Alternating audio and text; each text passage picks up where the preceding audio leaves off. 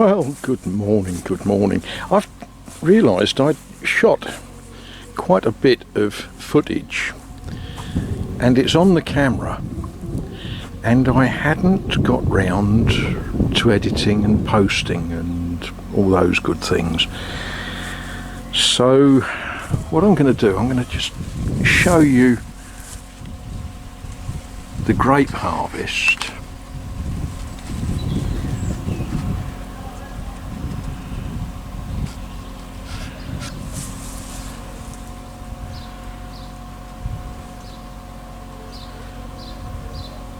And then what I'm going to do, and this will be a shock to you all, I know, I'm going to make a cup of tea and edit and put together some film from a couple of weeks ago.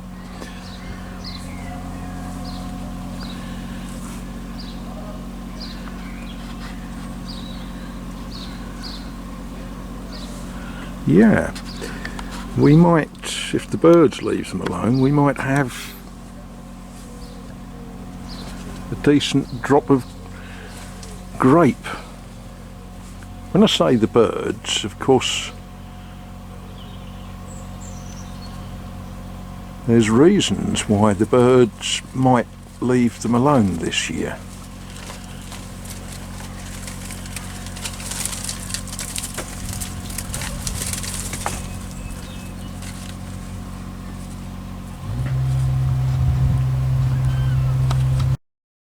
Oh, good morning to you, good morning. 17th of June 2022. It's already hot. It's already very hot. And by this afternoon it's going to be 35 Celsius, there or thereabouts. But tomorrow's going to be hotter. And the weather forecast says on Sunday it's going to be very hot, but we're going to have violent thunderstorms, apparently. So, when the weather is really, really, really hot, of course the only thing that's on your mind is firewood. Yeah.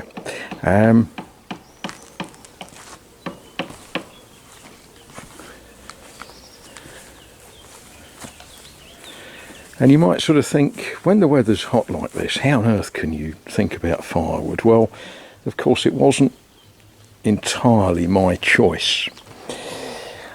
The house there, if I stick my finger, that one there, they're putting a new roof on it, which is why there's a crane up there. And one of my neighbours spoke to the chaps that are working and explained that this poor Englishman needs firewood for winter, so they very kindly stacked it and told me to take it away. Now, it's not actually good firewood.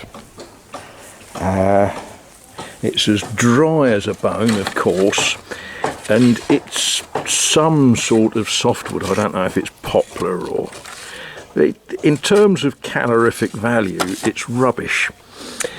But it had the great advantage of it being free, and it's good firelighter.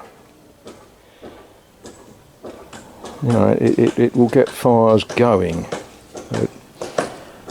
In terms of keeping the place warm, not so good, but as I say, it's free and available, and yeah, it's mine. Ha! Yeah, lots to do.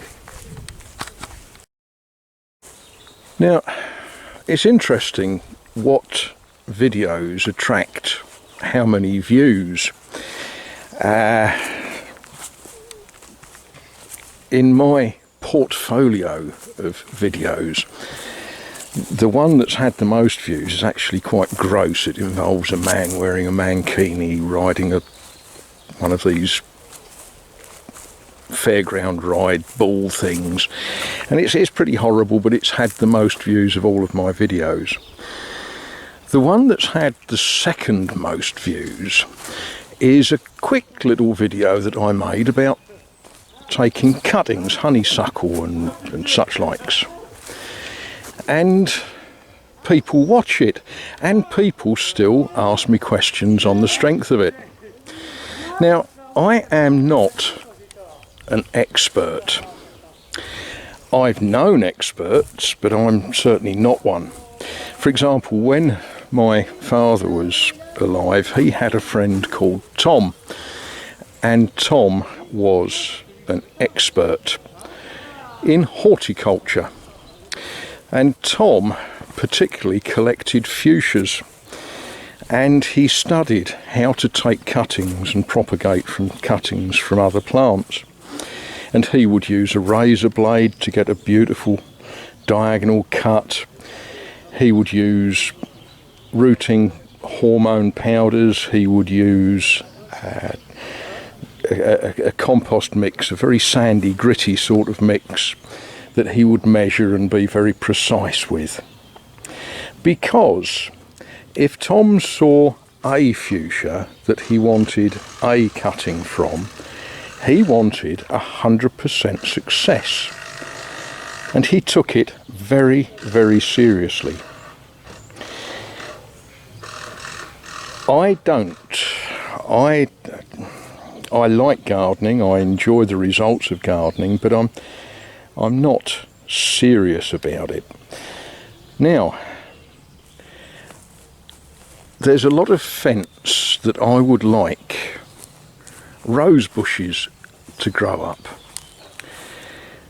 I wouldn't like weeds, and I really do think I ought to do something about them today. And if you want to go to the garden centre and buy rose bushes, 1, 2, 3, 4, 5, 6, 7, 8, multiply that by the amount of fence that I want to put roses up, and remember that a decent rose bush is going to cost you around about €20. Multiply by 8, what's that? That's €160 for that little bit. So 160, 320, 700, around about €1,000 worth of roses before you've got even a reasonable display. Or the other thing that you can do is, when your neighbour's roses need pruning and cutting back, instead of throwing away the plant material, you cut it diagonally at one end and square at the other. You think about where the leaf nodes are, and you poke lots and lots and lots of pieces of not carefully taken cuttings, but just the prunings, the waste, the rubbish that's taken off of bushes that needed cutting back. And something like 50% of them will root. Now, the clever people will say, well, roses, really you should get a decent root stock, and then you should grant a decent graft, a decent flowering stock onto the root stock and all that goes with that. Which, yep, okay, if you've got the time, good for you. But if you haven't, just sticking bits of cut off twig into a sandy composty sort of mix, keeping it watered, leaving it and ignoring it until it grows, will give you plants. Now, we've missed the best of the flowering. These were quite a lovely display about a fortnight ago, and this was a cutting from a climbing rose. This one was a cutting from a bush rose, and as you can see, it's now beginning to grow into a worthwhile plant. It takes a couple of years, nothing happens quickly. Again, this. Now, some of you are going to tell me that I need to spray it for the black spot and all of that sort of stuff.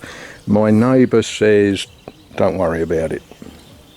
And he's been growing roses very successfully for a very long time when he's not asking roofers if they want someone to take their scrap wood away. And, you know, as a system, it's certainly not 100%. My cuttings, yeah, they are not 100%.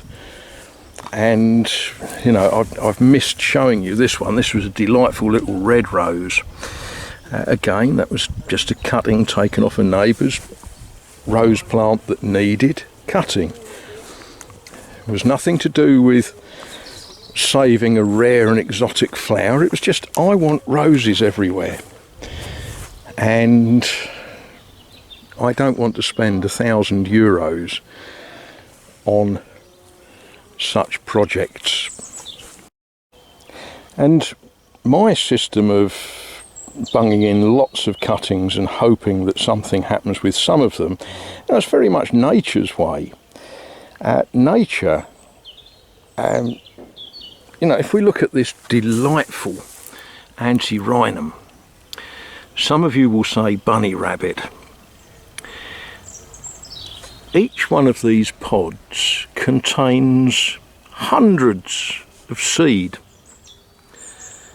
and the pods are designed that when they dry out and the wind blows, they scatter their seed everywhere, and 1 or 2 plants grow and carry on. And that's how nature does it. It doesn't select one and insist that that one is the only one that's going to survive.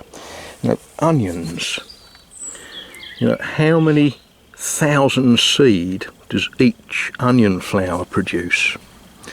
Some would say, why are you growing onions and cabbages in the flower beds? Well, it's because when I had onions and cabbages that needed planting, that was the nearest I had to a clear space. And I need to go around these cabbages and kill a few caterpillars. And these roses were cuttings.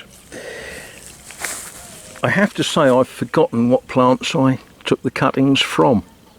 So don't ask me the name of the breed of this particular rose. You know, it's a rose. It will be pretty.